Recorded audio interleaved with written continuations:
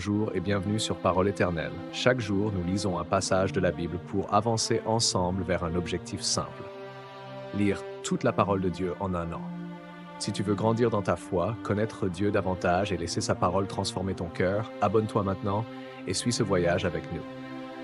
Aujourd'hui, nous étudions 1 Corinthiens chapitre 2, un passage qui nous enseigne sur la sagesse de Dieu, la puissance de l'Évangile et la révélation par l'Esprit. Je vais te lire l'intégralité du chapitre, puis nous prendrons un moment pour méditer et tirer les enseignements clairs. 1 Corinthiens 2, version Louis II. Veux pour moi, frères, lorsque je suis allé chez vous, ce n'est pas avec une supériorité de langage ou de sagesse que je suis allé vous annoncer le témoignage de Dieu. Car je n'ai pas eu la pensée de savoir parmi vous autre chose que Jésus-Christ et Jésus-Christ crucifié.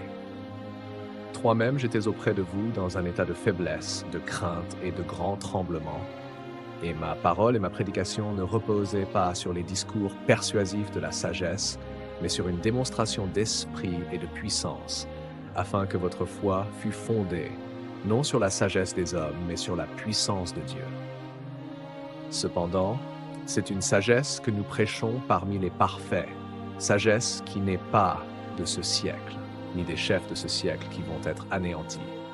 7. Nous prêchons la sagesse de Dieu mystérieuse et cachée, que Dieu, avant les siècles, avait destinée pour notre gloire. Sagesse qu'aucun des chefs de ce siècle n'a connue, car s'ils l'eussent connue, ils n'auraient pas crucifié le Seigneur de gloire. Mais, comme il est écrit, ce sont des choses que l'œil n'a point vues, que l'oreille n'a point entendues, et qui ne sont point montées au cœur de l'homme, des choses que Dieu a préparées pour ceux qui l'aiment. 10. Dieu nous les a révélées par l'Esprit, car l'Esprit sonde tout, même les profondeurs de Dieu. 11. Lequel des hommes, en effet, connaît les choses de l'homme, si ce n'est l'Esprit de l'homme qui est en lui? De même, personne ne connaît les choses de Dieu, si ce n'est l'Esprit de Dieu. Or nous n'avons pas reçu l'Esprit du monde, mais l'Esprit qui vient de Dieu, afin que nous connaissions les choses que Dieu nous a données par sa grâce. Et nous en parlons, non avec des discours qu'enseigne la sagesse humaine, mais avec ceux qu'enseigne l'Esprit, employant un langage spirituel pour les choses spirituelles. Mais l'homme animal ne reçoit pas les choses de l'Esprit de Dieu, car elles sont une folie pour lui, et il ne peut les connaître parce que c'est spirituellement qu'on en juge. 15. L'homme. L'homme spirituel, au contraire, juge de tout, et il n'est lui-même jugé par personne. 16. Car qui a connu la pensée du Seigneur pour l'instruire? Or nous avons la pensée de Christ.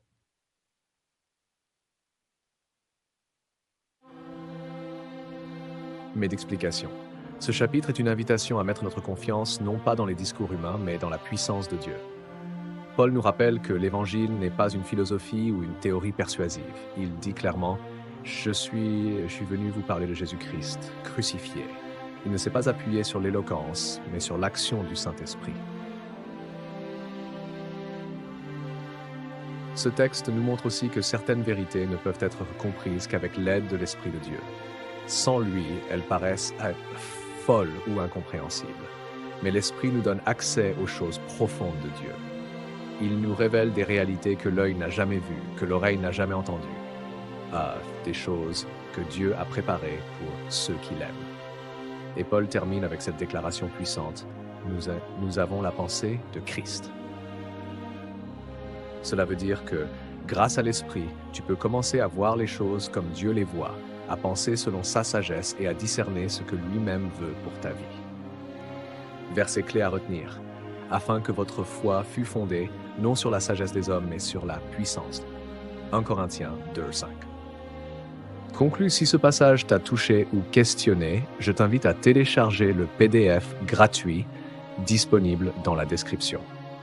Tu y trouveras un résumé du chapitre, l'enseignement principal, le verset du jour à méditer et mémoriser, une question pour t'aider à réfléchir personnellement. Dis-moi en commentaire, qu'est-ce que Dieu t'a dit aujourd'hui à travers cette lecture? N'oublie pas de liker, partager et t'abonner pour continuer ce voyage de 365 jours dans la parole de Dieu. On se retrouve demain pour un nouveau chapitre. Que Dieu te bénisse abondamment.